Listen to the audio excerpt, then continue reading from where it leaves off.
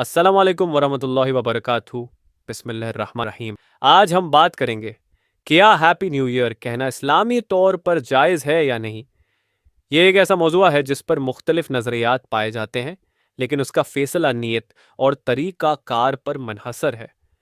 The nature of wishing happy new year. Happy new year कहना एक समाजी gesture है, जिसका मतलब होता है कि आप किसी के लिए दुआ कर रहे हैं कि उनका आने वाला साल खुशगवार और कामयाब हो।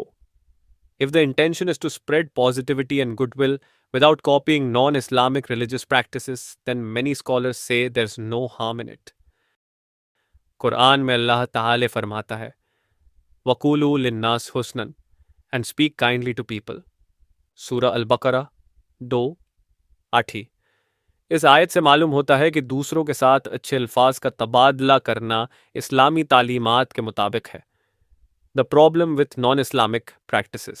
हावेवर, अगर नए साल की मुबारकबाद देने का अंदाज या नीयत गैर इस्लामी त्योहारों या रस्मों की मशाबहत से हो तो ये ममनुआ होगा। नबी करीम ने फरमाया, मन तशब्बह बिकौम फहु मिन्हुम। जो शख्स किसी कौम की मशाबहत इख्तियार करे वो नहीं में से है। For example, celebrating new year with parties involving हराम activities is clearly against Islamic teachings.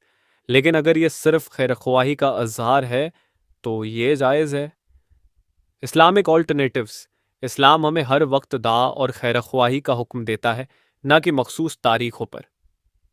Instead of saying happy new year, आप कह सकते हैं, अल्लाह ताला आपको आने वाले साल में कामयाबी और बरकत अता फरमाए। May Allah bless you with success and blessings in the coming year. आप इस्लामी साल यानी मुहर्रम अल हराम के आगाज़ पर मुबारकबाद दे सकते हैं, क्योंकि ये हमारे देन का हिस्सा है। Balance between culture and faith. It is important to maintain a balance between cultural practices and Islamic principles.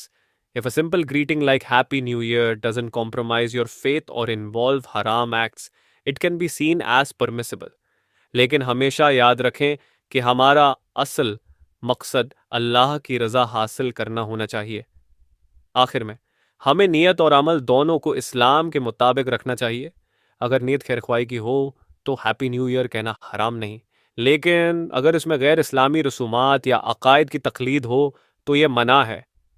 हमें हर वक्त ता करते रहना चाहिए कि अल्लाह हमें हक़ समझने और उस पर अमल करने की तौफीक अता फरमाए।